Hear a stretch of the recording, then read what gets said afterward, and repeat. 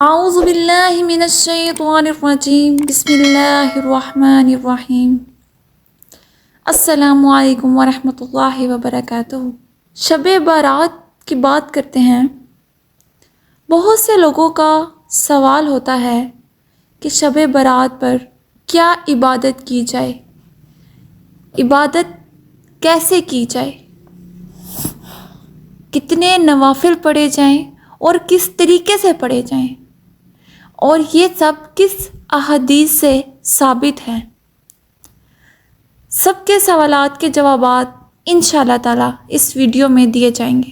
ایک روایت بیان کی جاتی ہے جو حضرت علی رضی اللہ تعالی عنہ سے سنن ابن ماجہ میں مروی ہے، جب نصف شعبان کی رات آئے تو اس رات کو قیام کرو اور اس دن کو روزہ رکھو، بے شک اللہ تعالیٰ اس رات غروب آفتاب کے وقت آسمان دنیا پر اتر آتا ہے اور فرماتا ہے کیا کوئی بخشش مانگنے والا ہے کہ میں اسے بخش دوں؟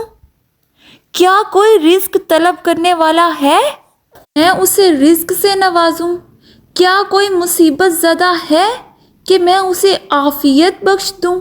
کیا کوئی فلاں فلاں حاجت والا ہے کہ میں اس کی حاجت پوری کر دوں، یہاں تک کہ فجر طلوع ہو جائے۔ 15 شعبان کے حوالے سے ایک حدیث ہے، حضرت معاذ بن جبل رضی اللہ تعالی عنہ سے السنہ ابن ابی عاصم میں مروی ہے، اللہ تبارک و تعالی 15 شعبان کی رات اپنی مخلوق کی طرف دیکھتا ہے اور مشرک و کینہ پرور کے سوا سب کو بخش دیتا ہے۔ 15 شعبان بڑی فضیلت والی رات ہے، اگرچہ ضعیف احادیث کا نچوڑ ہے، مگر 15 شعبان فضیلت والی رات ہے۔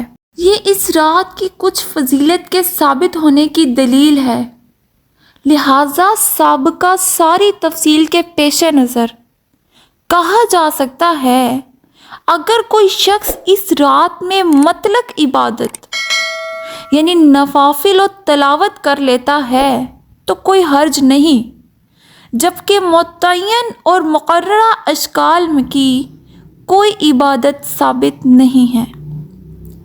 آج کل مسلمانوں میں عقیدہ و عمل کی خرابیاں عام ہو چکی ہیں، جو ان کی ذلت کی سب سے بڑی وجہ بھی ہے۔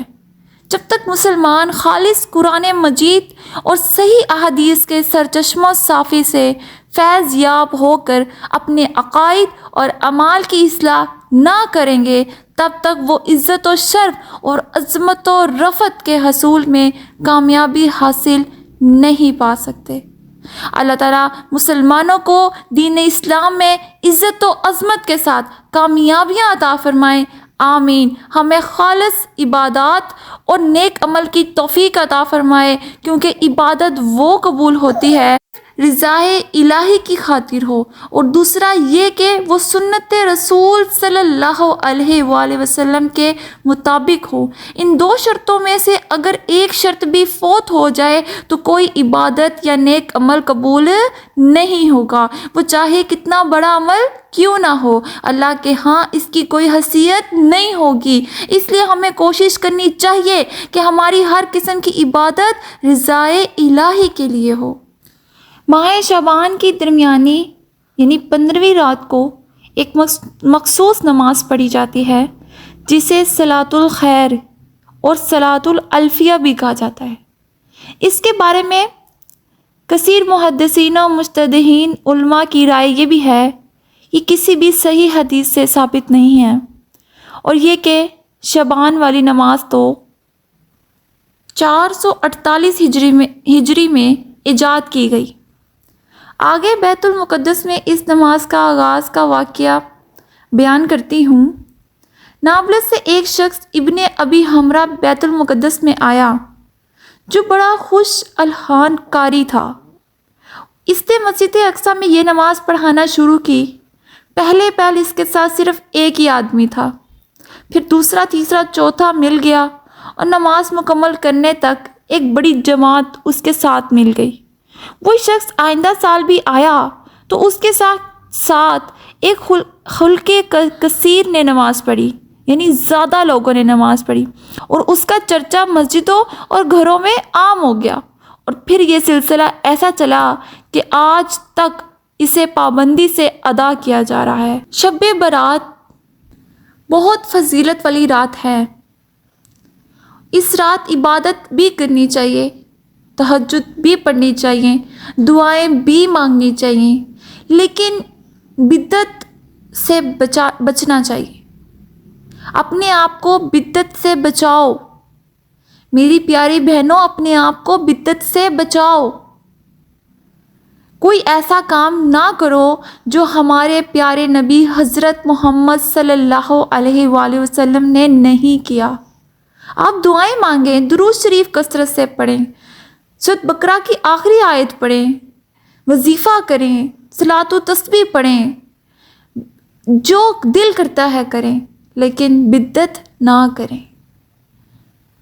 اس رات کے حوالے سے کہ شب برات پر کتنے نوافل پڑھنے چاہیے، عبادت کرنی چاہیے، نوافل کی کوئی حد نہیں ہے، نہ ہی اس کی کوئی تعداد ہے، وہ بدعت میں آ جاتا ہے۔ تو آپ عبادت کریں اور جتنے آپ نوافل پڑھ سکتی ہیں اتنے آپ پڑھیں، اور اللہ تعالیٰ سے دعا کریں۔ اللہ تعالیٰ سے دعا ہے کہ وہ ہمیں سنت کے مطابق ایسے اعمال کی توفیق سے نوازے جو ہمیں رحمت و مغفرت الہی کا مستحق بنا دے۔ آمین ثم آمین یا رب العالمین۔ السلام علیکم ورحمۃ اللہ وبرکاتہ۔ اللہ یا اللہ عبدك يلبي نداء